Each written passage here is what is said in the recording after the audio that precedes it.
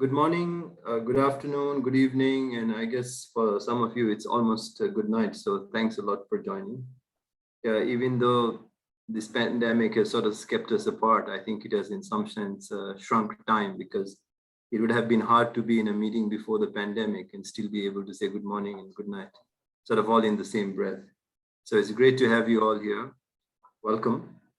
On behalf of the Global Alliance, the Global Off-Grid Lighting Alliance and CLASP, who are jointly co-hosting this webinar, it's my pleasure to invite you all to this webinar. Thank you for joining. Before I start, just a very quick few points on housekeeping in terms of the webinar. This session is being recorded, so after the session is over, you'll receive a link to the recording. Second of all, other than the speakers, everybody's mic will be kept as mute. But even though it's mute, it won't be silent. So we encourage and very much invite you to join the discussion through the question and answer sessions. And I'm sure we'll try to get through most of the questions. If we don't get through some, we may have to follow up with you subsequent to this. A very quick note about CLASP. CLASP is an international nonprofit that works closely with stakeholders around the world to improve the environment, environmental performance, appliance equipment efficiency that we use every day. So it's a pleasure to be here this afternoon. The topic of this webinar is Global LEAP Off-Grid Cold Chain Challenge, a discussion of the initiative and the productive use of renewable energy. And I think that topic itself is a fairly large and substantial amount of material to be able to unpack. But in this session, we're going to try for 1 hour to get into some of the issues. We may not be able to cover everything, but at least some issues. The webinar is broadly structured into two parts. And the first part will open up the discussion around cold chains. On the second part, we'll talk about the launch of the Off-Grid Cold Chain Challenge, which is a super exciting, technology, clean tech, agricultural initiative that's taking place. As you know, agriculture in India is sometimes feel like a tale of two cities, of two parts. The first is that over the last half century or so, India has witnessed a fair amount of growth in terms of its agricultural production. We moved from deficiency in some areas to adequacy or even a surplus in some kinds of produce. But at the same time, the flip side of the story is persistent malnutrition, failure to increase farming incomes, considerable and high levels of persistent food losses. So this is a complex story involving many parts: markets, prices, policies, the whole range of stuff. Today, I think we pick up on one thread on energy. And fortunately, as a moderator and co-host of this session, I don't have to answer the questions. I guess I just get to ask the questions. So speakers, other panelists and attendees, you'll have a chance to address some of those questions. I'm joined today by a very eminent panelists and speakers. I won't go into the details of the introductions, but very quickly, Mr. Jeevan Kumar Jethani, who's the Director of the Ministry of New and Renewable Energy, Government of India, welcome. Ms. Huda Jaffer, who's with SELCO Foundation as a Director, welcome. Ms. Kalpana, who heads a cold chain user group in Karnataka, welcome. Mr. Piyush Mathur, who is with Shell Renewable, welcome. And Mr. Sam Grant, who's the Director of Clean Energy at CLASP. So welcome all. Detailed introductions will follow as we move into it. But with that, let me hand you over to my co-host, Mr. Praviin Kumar from GOGLA, and let him start off the proceedings further. Thank you. Praviin, over to you. Thanks, Bishal. Thanks. And namaste to all of you, the speaker, the panelists, and also all the participants. Happy to see all of you here and hope everyone is doing fine. Things are improving in India and elsewhere, but just hoping and praying for everyone to be safe and be all right now. So as Bishal says, this is a very important topic for us as far as the productive use of appliances, especially on the agri side, is concerned, because this concerns a lot of what is going on in terms of economic activity in India, and it really affects a lot of sectors and different parts of the value chain as well as the society.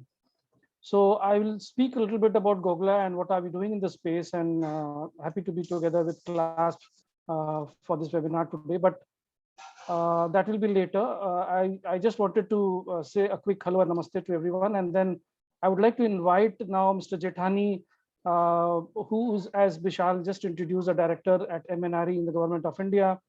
He is in fact the man in charge as far as the solar and the DRE sector from the government side is concerned, looking after the solar rooftop, the PM Kusum scheme, the grid connected solar projects also. He's also the executive director for AREAs, which is the Association for Renewable Energy Agencies of the states. And from GOGLA, we have been fortunate to be, associated with him even for our earlier work, which was also actually on solar off-grid refrigeration.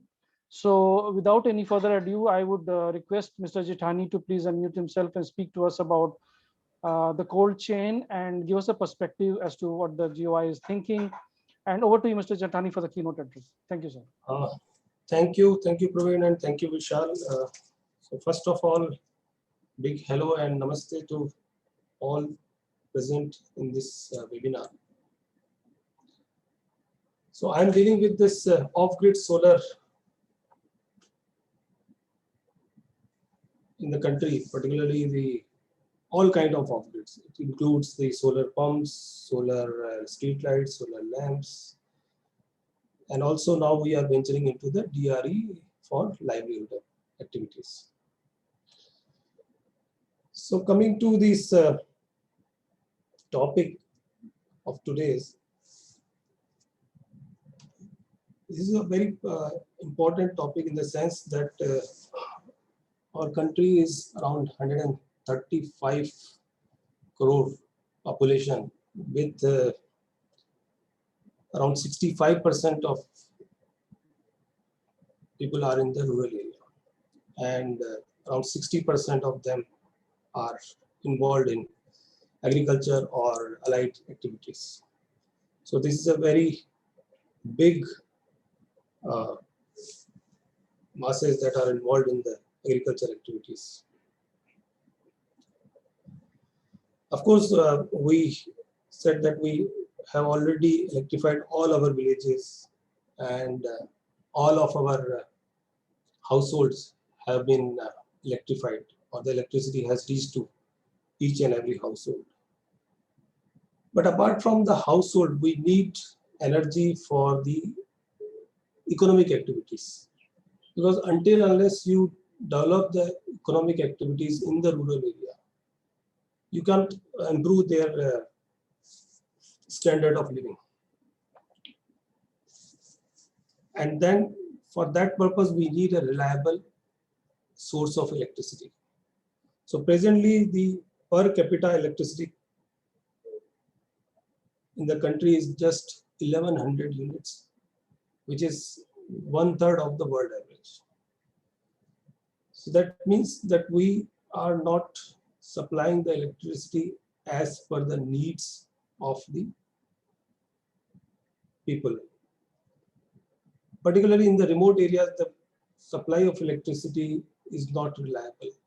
And if you are not supplying the reliable electricity, you can't develop the economic activities, because there needs a reliable supply of energy.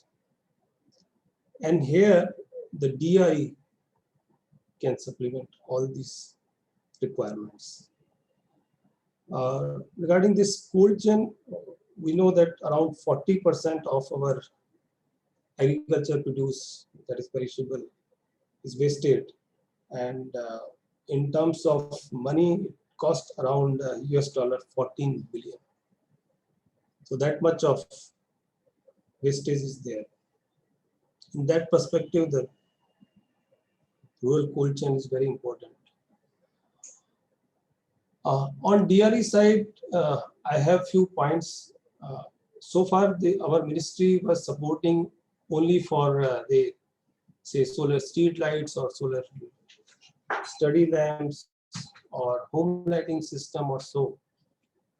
But as I said, we wanted to venture into the economic activities, development of economic activities. So our solar pump program is in implementation for a pretty long time, but the quantity that has been implemented was very less. You can see that during the last 5-6 years, we could achieve only 2.5 lakh of all those who are from the, we can say it's 250,000 solar pumps we have installed during the last 5-6 years. But then government had thought of it and taken a big initiative in the form of the PM Kusum scheme, wherein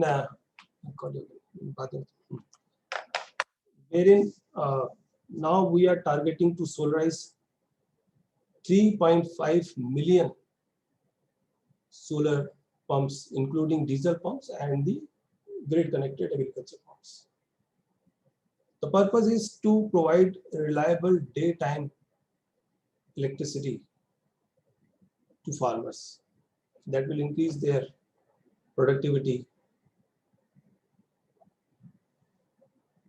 We are also providing, giving the option of universal solar pump controller. What we have observed is, particularly in the off-grid solar pumps, the electricity or irrigation needs are required only for 150 days during a year when there is agriculture season. Otherwise, the electricity that has been produced by the solar pump is being wasted because there is no particular use. We have allowed to install a universal solar pump controller. With the use of that equipment, you can run your shaft cutter, your other motor like thresher. Even you can charge your batteries that can be used for the home lighting purposes during the evening hours. Also, you can run a small cold storage or flour mill. So these options are also available with this new invented universal solar pump controller, for which the government is also providing subsidy. So this is the only DRE application I would say the government of India was, particularly from the Ministry of New Energy, was supporting. And now we want to go beyond that solar pump and support the other DRE applications. What we have observed is the DRE applications are being supported through other ministries, like Agriculture Ministry supporting solar cold storages, dryers.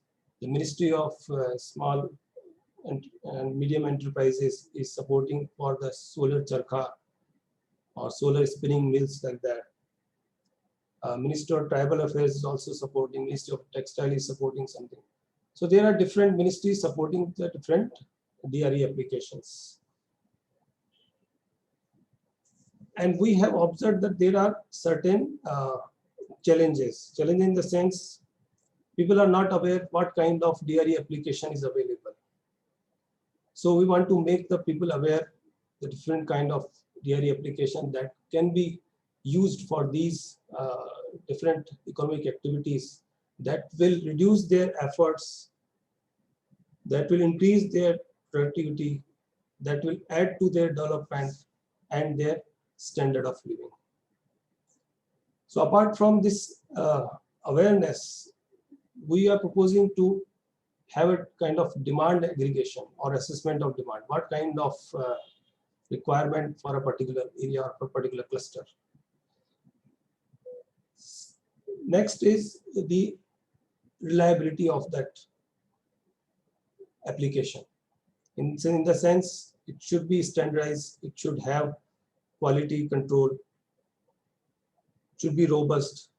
Because in remote areas, you can't go frequently for the repair and maintenance. And he can't wait for the R&M services in the remote areas. So your equipment should be robust one, so that there is no problem in operating. It should be user friendly also. Efficiency of the equipment should be high, because the cost of the renewable equipment is otherwise high. And if you have a higher efficiency equipment, you can reduce the energy requirement and reducing the total cost of the equipment. Finance is another issue where we want to support in this for DRE applications. We want to also invite the innovations and demonstration in the DRE applications.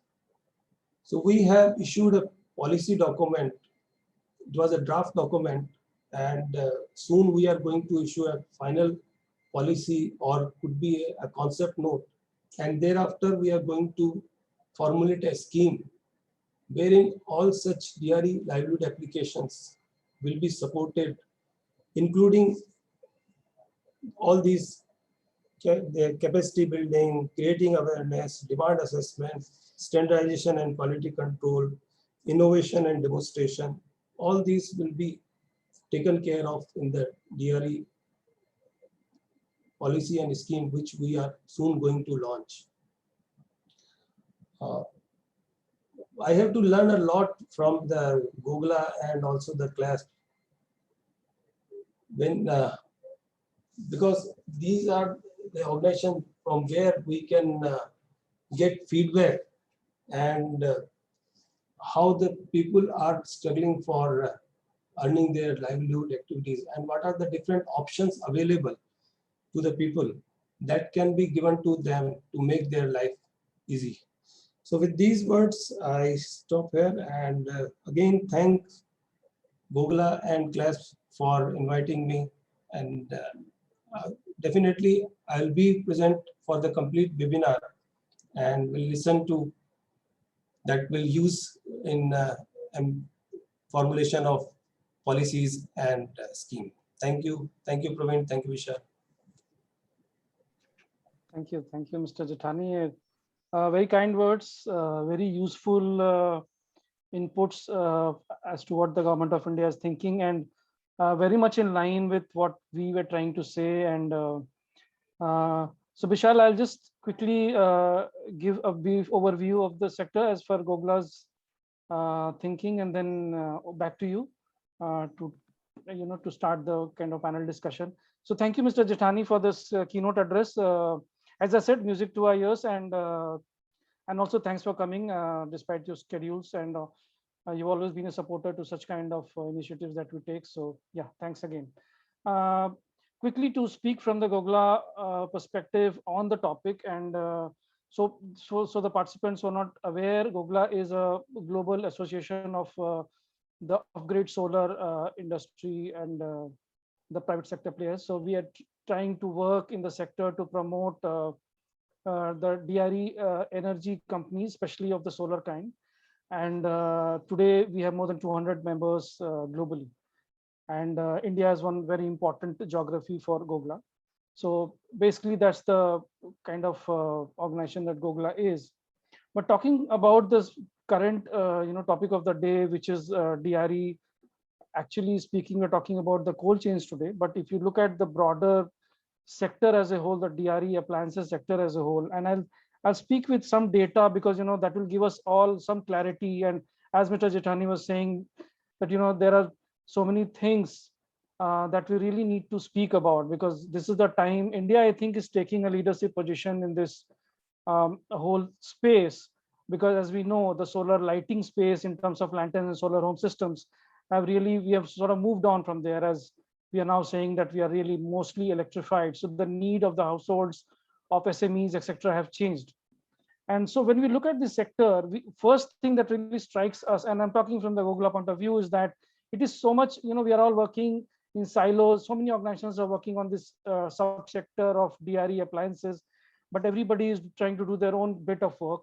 And there are so many appliances that we're talking about. If I read out to you from our global GOGLA Global Off-Grid Solar Market Report of H2 2020, which is the second half of last year, the data says that, something globally, and this I'm talking globally from data collected from our kind of partner member companies, and also from our associates, which are part of the Efficiency for Access and the LEAP program, etc. So there are some, 4.69 lakh appliances sold as per our GOGLA report, and only 8,000 of them was water pumps and 2.36 lakhs. That was another end of the spectrum where televisions, right, which we can't really probably call productive use appliance. But if we see, there were some 14 in that report, 14,000 other appliances called in other categories were sold. And these included agro processors, ACs, irons, hair clippers, sewing machines, and egg incubators. Now, if you see, the spectrum is so wide, and even Mr. Jethani was just saying that, the paper and the policy document that will come out will talk about appliances, and there is a need to talk about quality and standardization, which is so good to hear, because unless we prioritize, and from GOGLA, I've been trying to speak to so many stakeholders in the industry today that how do we do that, right? Because if we don't have a list, and if there is a laundry list of 100 items, we had this program from IFC also, which was known as Lighting Asia India, which talked about particular kind of products within lighting space. They had to be tested, and it could be any standard. It could be an international standard. It could be an Indian standard. Doesn't matter. But we need to set a boundary as to which are the priority products which make sense for India, and because we really need to talk about standardization, quality check, and that's why I need to prioritize. And this is a field which is really doing well in terms of, if we again talk about E4A report from 2021, the efficiency of these kind of appliances has gone up by 42%, while the cost has come down by 30%. So which makes sense. We are moving in a very right direction, and as I said, India can take a leadership position.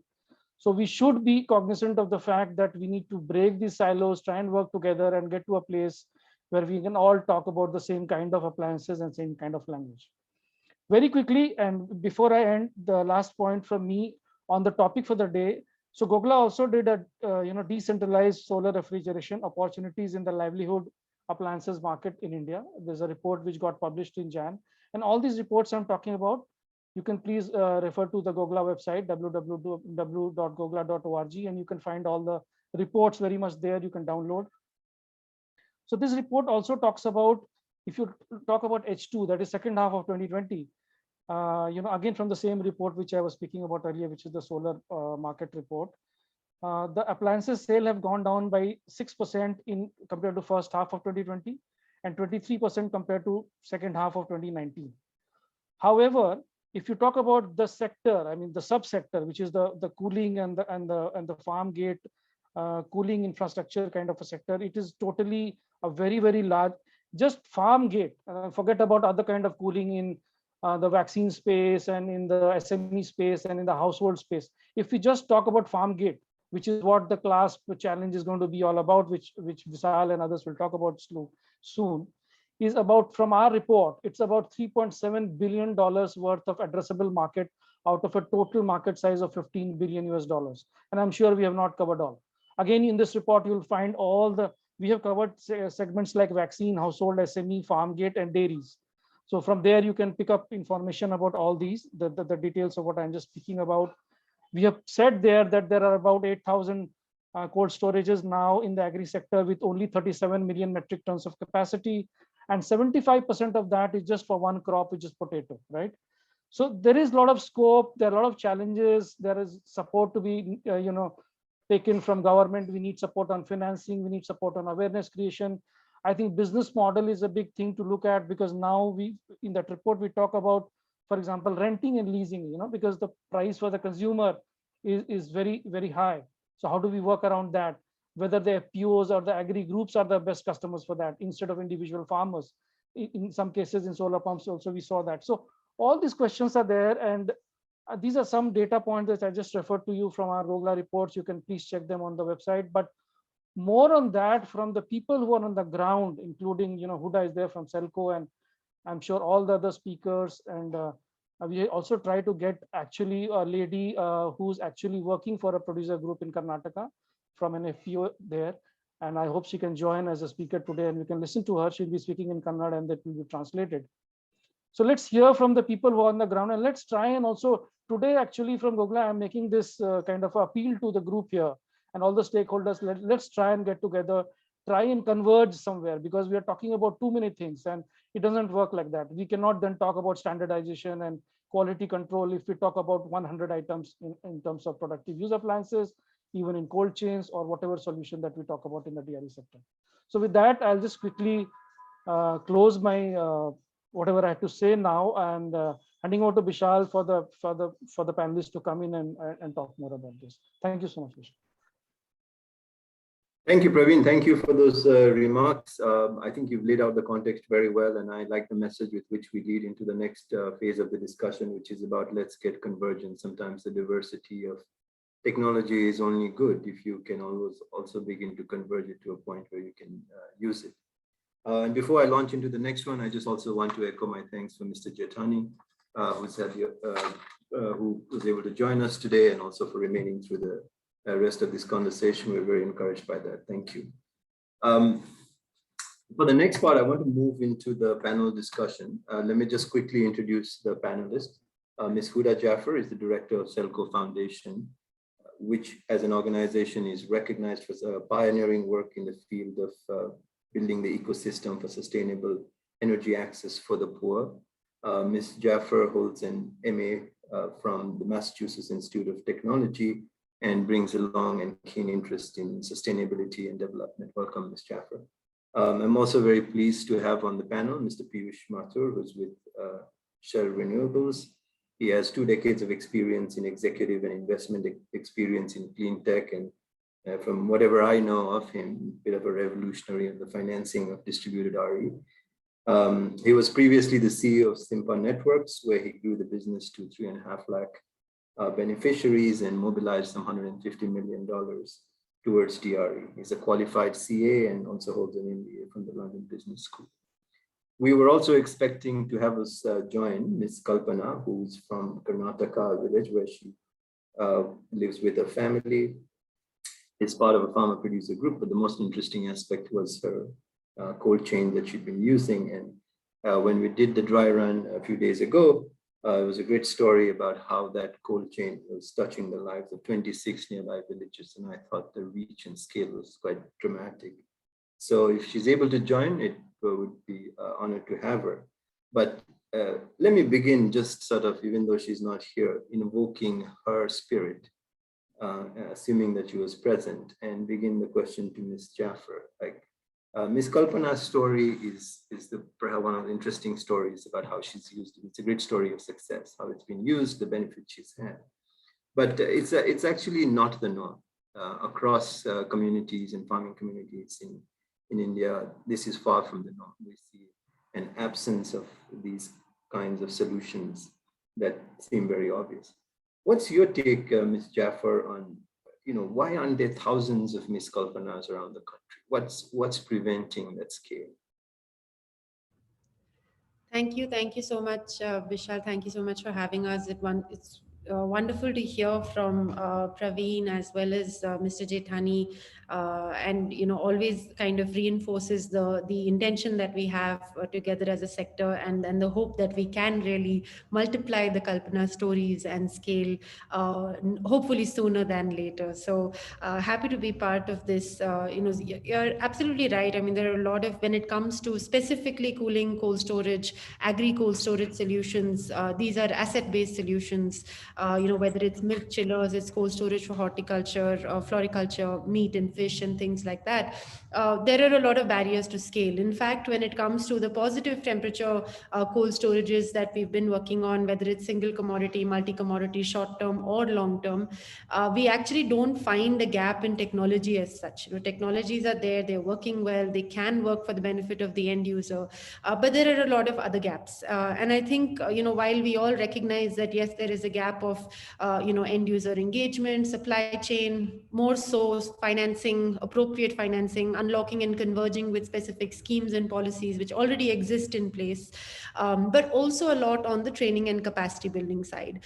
In fact, one of the things that we do realize is that, there are a lot of good and strong schemes and policies that can be plugged into. For example, the Agricultural Infrastructure Development Fund, the tribal development funds that are there, the horticulture funds that are there, and a lot of the solar cold storage systems actually make sense and fit right in. Where we see the gaps mainly is on the ability of grassroots level stakeholders, district and block level stakeholders to be able to design appropriate ownership models and business models, right? So say, for example, at a district level, a particular block needs, totally based on the produce available, needs say 20 cold storage systems, right? Now, who does the identification of where should these be located? Who should own and run them? How would they sustain? Are they operationally viable? Do they require a gap support? Whether it's 30%, 50%. That is something that we feel, whether it's the line department, whether it's a civil society body, whether it's a district level livelihood department stakeholder, we do need a significant ability of local stakeholders to be able to design and plan where and how ownership models should run locally, right? Otherwise, what happens is you end up having underutilization severely, and then you end up blaming the technology. That's not really the gap, right? It is in the design of the program and the design of the financial and ownership model. And in India specifically, we feel like it's an each state, it's so commodity as well as region dependent, the kind of solutions. I think that plug-in and selection is something that's very critical to multiply the Kalpanas. Vishal, thanks. Thank you. That was a great question for me to take to Piyush. And you didn't quite say it, but I'm going to kind of rephrase it a little bit in my words. Piyush, for good or bad, it all sort of boils down to money. And I think the investments, how you structure it, and this is where you brought considerable experience. And so if you look at the cold chain story, as Ms. Jaffer said, the technology is sort of there, but at the grassroots, how do you design it? How do you structure the financing? And from whatever I've seen, it feels like, how do you de-risk certain components? A developer of cold chain doesn't want to take a risk on the agricultural market. They want the farmers to take it. But at the same time, they can't quite structure it in a way that allows the risk to be. So not just in the cold chain, but in your experience from the entire financing of DRE, where is the world today in terms of how you ascribe, attribute, divide, de-risk, and make sure the right party or the right stakeholder is able to pick up the right set of risks so that financing can be unlocked? Where do you see progress and achievement in this sector? Piyush, you're on mute. So Vishal, in one question, you basically covered the entire paradigm of DRE financing. Wonderful. Great. But let me just take a step back and remind ourselves why the problem actually arises. I think some wise person sometime rightly said that agriculture is a hopeless venture. Rightly so, because in a good crop year, you get bad prices. In a bad crop year, you get good prices. Paradoxically, cold chain is the missing middle, which can actually help store and reconcile these price effects over time. Also, we spoke earlier in the conversation about 30% wastage of farm produce. Match that up with incredible amount of hunger in the world. And yet again, cold chain has that potential of bridging that gap between wastage and hunger. But in that context, we are expecting financiers to fund ventures which are to be sort of non-profitable. So how do you create mechanisms to make that happen? To compound the problem, until very recently, we did have the cold chain technology. We did have a very identifiable user group in rural hinterlands, but we did not have enough power going into those areas to actually run these cold chain houses and locations. So the one good thing that has happened is that now we have well perfected DRE technologies, which can actually on a standalone basis take care of these pack houses, these cold chain facilities. And I genuinely feel that the time may have come for cold chain, because now we are now cold chain is starting to sit at the intersection of not only agriculture but also DRE and health. So there is almost a social imperative to get cold chain organized, not just for a singular agricultural purpose, but also for health, as we know, coming out of this pandemic. So with that backdrop, talking about financing, again, I think a number of well-meaning initiatives have been taken by the government itself, with the complete recognition that the sector needs help, the facilities won't be viable and economically paying back a return to service lenders. So with that idea, you do actually have a number of pre-existing facilities that are like everybody here in the group to be reminded of. So there is a 5,000 crore warehousing infrastructure fund by NABARD, and at the last check just before pandemic, I was told that a substantial part of it is still lying in dry powder, not dispersed. Similarly, there are credit-linked subsidies from Ministry of Agriculture. So if you get a loan, you actually get almost 30 to 50% of that as a subsidy, which is matching equity. So that possibility also exists. Then you also have grants from Ministry of Food Processing Industries up to 50, that could be possible directly as well. So all those avenues and possibilities exist, not to mention the new ones which Mr. Jethani referenced are in the process of creation from a DRE standpoint. Additionally, there are also a number of tax incentives which facilitate this sector. But what I mean to say is that I think in models or in investments where there is a shared recognition that the cash generation over the short term won't be sufficient enough for them to be completely commercially fundable, we need blended financing. And the good thing is that we have that recognition that we need blended financing, and that those blended financing opportunities have been created as well. So it's now a question of leveraging those facilities, solving some of the adoption challenges which Huda mentioned, and taking advantage of that financing which is already available, but also being new facilities which are being set up to actually put these cold chain facilities on the ground. Thank you, Piyush. If I did ask you a loaded question, I feel like the answer was equally loaded. So there's a lot to unpack there. Thank you for that coverage. But I just want to pick one thread of yours and sort of toss it back to Ms. Jaffer. It's kind of sometimes, the classic tragedy we have in the sense that it's not that the effort is not there. There are, as you mentioned, several funds that are out there, initiatives out there, but the uptake that you suggested is quite weak. And I want to ask this to Ms. Jaffer. Ms. Jaffer, the extent, like this whole chain, after all, is a chain, and the extent to which the chain is weak or strong depends on the weakest link. And so there are many aspects of it: markets, finance, technology, etc. And we're picking up only at energy.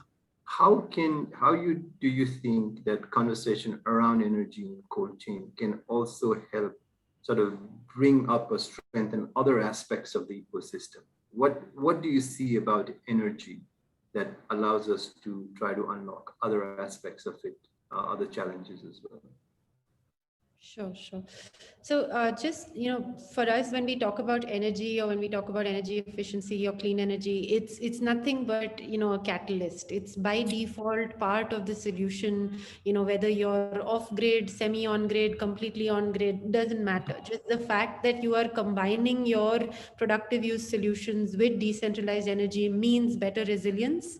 Therefore, the affordability, the main piece becomes then the financing and the affordability. And if it's packaged properly in terms of financing and affordability, it actually makes sense. People adopt it not because it's solar powered, but they will adopt it because of the financing available for it, right? So, and then that further creates a safety net and better resilience. I mean, we've seen this more than anything during the pandemic over the past 2 years, the kind of pull and the demand for things like decentralized, processing units, for cold storage units, for better value addition locally has gone up. Stakeholders that weren't talking about decentralization have recognized the value of decentralization and resilience building, using DRA as nothing but a catalyst and an input.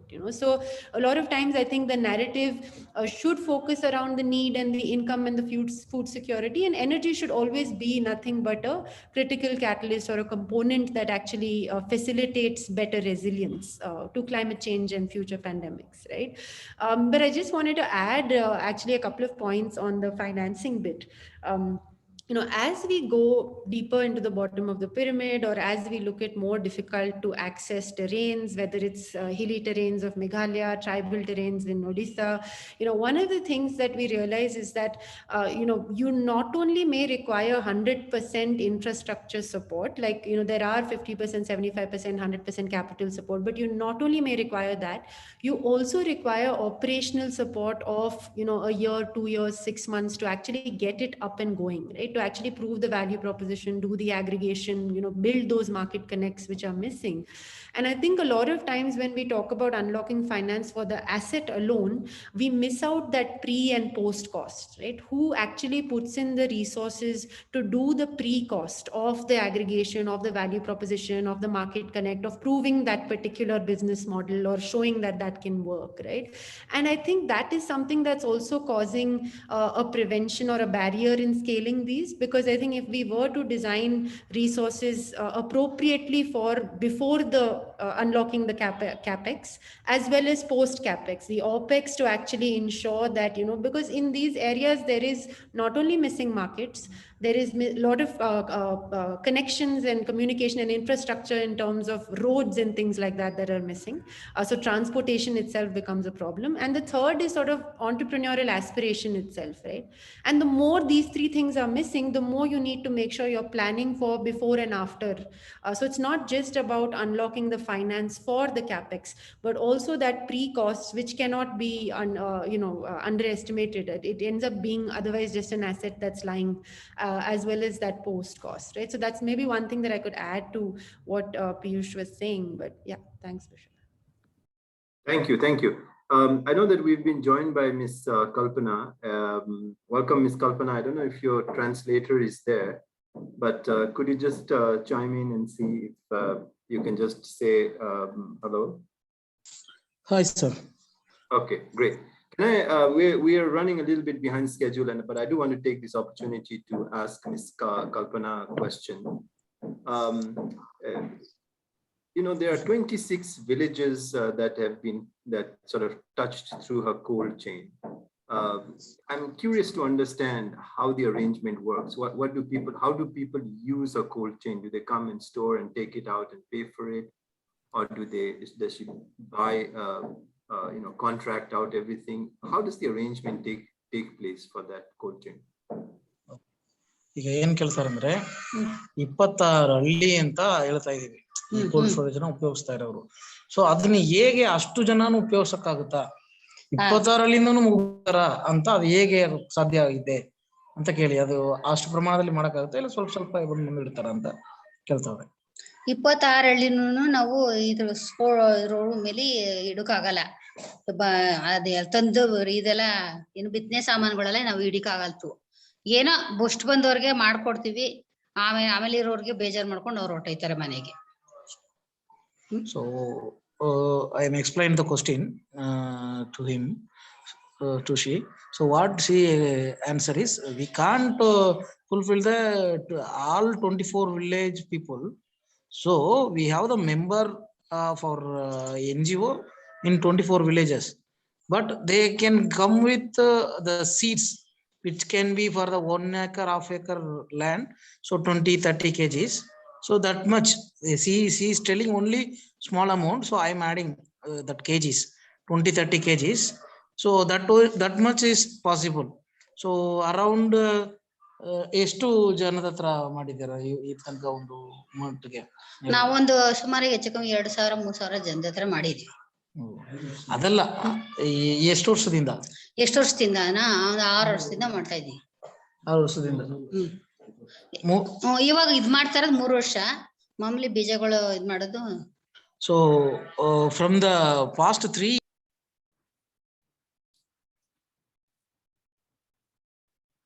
so around 200 plus farmers. So but my knowledge is not be much, 300, 200. So 200, just above the 200, they are maintaining the register also. So once upon a time I'm seeing that. So around 200 farmers is a minimum. Minimum is 200 farmer. They giving service like they can preserve their seeds, traditional seeds in little amount, like 20-30 kgs. So like that they come with the bags. They write the names under the bags, small bags. They keep it over here. So it's not possible for 26 villages is fully.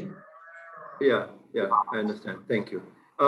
We are a little bit short on time, and I'm chewing significantly into Sam's time. But Ms. Kalpana, thank you very much. Please hold on. If there's a little bit time, I want to come back with one more question. But Piyush, I want to jump with you with a very quick question.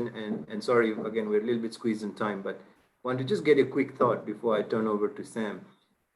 One of the challenges we have is that while production, etc., increases, the flow back to farmers in terms of income is, perhaps not as much as what we've witnessed in the past. From your experience working with DREs, particularly around productive technologies, your tremendous experience with SIMPA and others where productive use was the major focus, what are some of the elements you think we need to address to try and ensure that there's also an adequate flow back towards farmer incomes? ಏನ್ question ಸುಮಾರು ವರ್ಷದಿಂದ? No, Ms. Kalpana, that was not a question for you. So we'll let Piyush answer that. Thank you. Yes, I think I want to bring the focus back on thinking carefully about market linkages, thinking about the ecosystem surrounding you, the feedstock issue, the offtake issue, and ensuring that there's a sustainable operation running. My big point in what I said earlier was also the same, that I think we use financing as a punching bag for all the problems which are distorting this sector and every other sector. But that's not the case. I think it's time for us as a sector to sort of reflect back and see what's going wrong and what's working. What's working is that there is financing. There are examples on this call itself. So DD Solar, I've noticed, is participating in this call.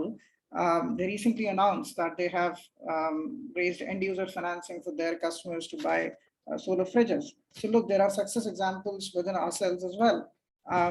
But what's missing is that careful emphasis on where do I get my feedstock in a reliable way, what equipment am I going to use, who's the off-taker who I can reliably place my produce to, and therefore can I demonstrate that to myself even before to a lender that there is a sustainable business or a sustainable venture.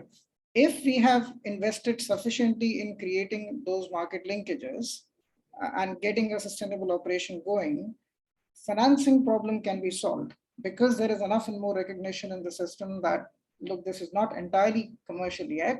So, so sub-commercial capital is available to this sector.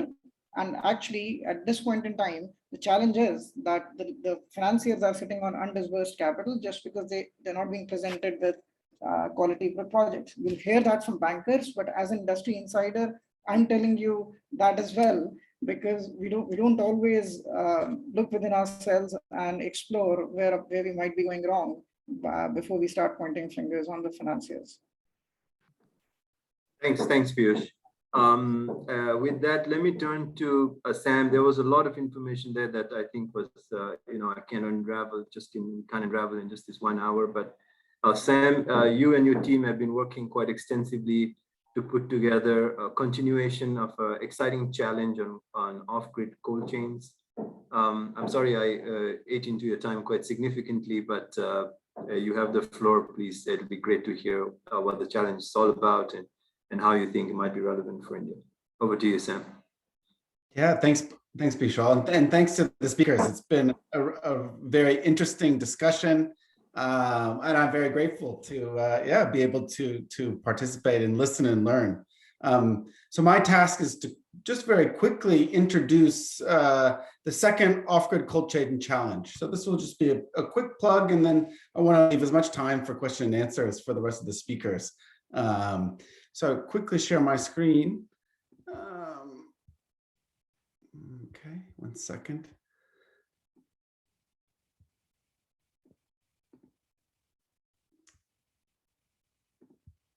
Okay. So at the moment, CLASP is running the second Global LEAP Off-Grid Cold Chain Challenge. And through this challenge, we seek to identify and promote the most energy efficient, sustainable, cost-effective technologies that meet the cold storage requirements for off-grid communities. And our goal is really twofold. Is one, primarily to reduce post-harvest loss and increase food sustainability, and also to really induce innovation, both in cold storage technology and business models. For this particular challenge, we have 6 countries in scope: Kenya, Tanzania, Uganda, Rwanda, Nigeria, and India.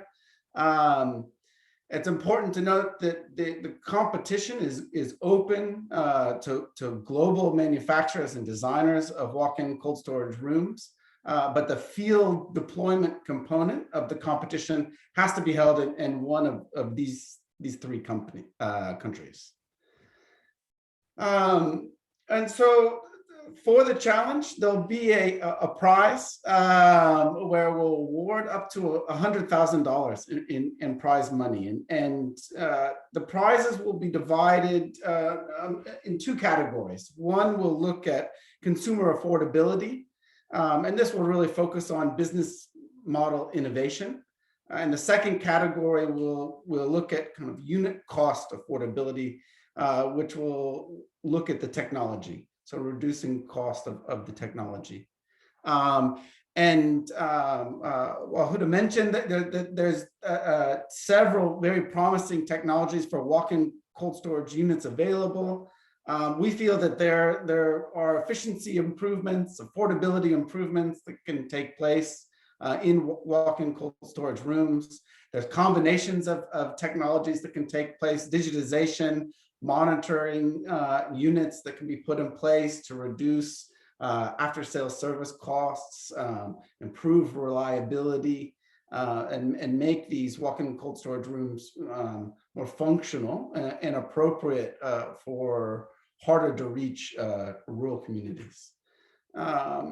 So we have a nomination process that's open at the moment, where we're accepting written nominations from companies. From these nominations, we'll shortlist roughly 10 companies that will participate in the field trials, where we have up to $100,000 to assist with the deployment of these technologies in one of those 6 countries, from which we'll perform monitoring and evaluation through remote monitoring equipment, perform several field interviews over the course of 6 months, and we'll determine the winners of the competition. The shortlisted companies will not only benefit from an opportunity to participate in the chance to win the innovation prizes, but the Global LEAP Awards program does a lot to market and promote the finalists. And this is through videos and webinars. We have a network of investors where we'll be promoting these shortlisted companies. I thought I would just quickly, I know we're short on time, I'll just show a few I'm going to show a few seconds of this one of the videos that we produced for the first cold chain challenge. This was a company, EcoZen from India, that deployed a unit in Kenya. And I'll just quickly, I'm just going to show the first 30 seconds of it, because I think that does a good job of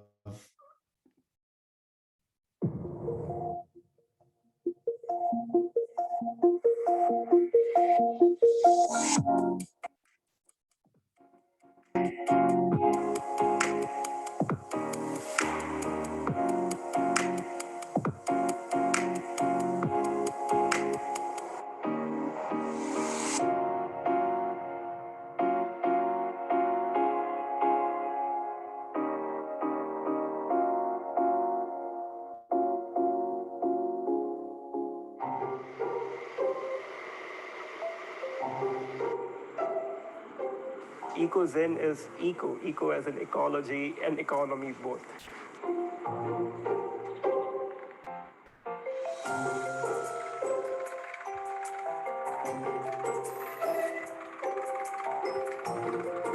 So I'll stop there. I just wanted to give you just a quick, just to show you, just give you a taste of some of the marketing materials and the promotional materials that are created through the competition that help support the companies. EcoZen has gone on to form partnerships with agricultural cooperatives in Kenya, has raised the Series A funding, after the competition. And so there are many benefits, to participating in the competition outside of the innovation prizes. As I mentioned, the nomination window is open. That will close at the end of August, after which we'll have a month to review the nominations, and we'll select the finalists and start the field trials. And the winners will be announced next September. I'll stop there. There's, we have lots of information on the product eligibility criteria and what's required in the nomination form at our website that we can share. We'll share with all of these participants at the Efficiency for Access website. But I'll stop there and pass it back over to you, Bishal. Thank you, Sam. That was a really good coverage within the short period of time. And I just want to reiterate Sam's message that all of this information is out on the website, and also following this webinar, we'll forward you these links so that you can track. But Sam, sounds like a great competition, and we're looking forward to seeing how it unfolds. I know we're just a minute over our scheduled time. There's a lot we could have discussed more. We're only starting to scratch the surface, but as I mentioned, there's probably not enough time to really go in depth, but I want to bring up the end. And with that, I'd like to invite Ms. Neha Dhingra, who's a manager at the CLASP India office of our India programs, to say a few words to thank all of those who attended, participated. Over to you, Neha. Thanks, Bishal. First of all, on behalf of CLASP and GOGLA, I take this opportunity to express our sincere thanks to Mr. Jethani from MNRE for giving keynote address. We really appreciate you taking time to attend this webinar and share your insights with us. I would also like to thank our esteemed panelists for sharing their perspective and valuable lessons from their work. It is very heartening to see the participation of the audience in this webinar, and we thank each one of you for being here. And I'm really, really sorry that we could not take questions or have like a longer discussion because of the time. And I also wanted to give a shout out to CLASP and GOGLA programs and communications team located in India, USA, and Kenya, as well as Australia, where Sam is, for all their efforts in pulling together this event. Thank you, everyone. Praviin, do you want to say a few additional words to close it out? No, nothing. I think we are over the hour, but thank you so much. And it was such a pleasure to have all of you with us, and look forward to more such get-togethers. I think these are great places to join in and talk about our sector. So thank you so much. Have a great day. Absolutely. Thank you. Thank you all for joining. Great conversation, and look forward to remaining in touch. Bye-bye now. Thank you. Bye-bye. Bye-bye.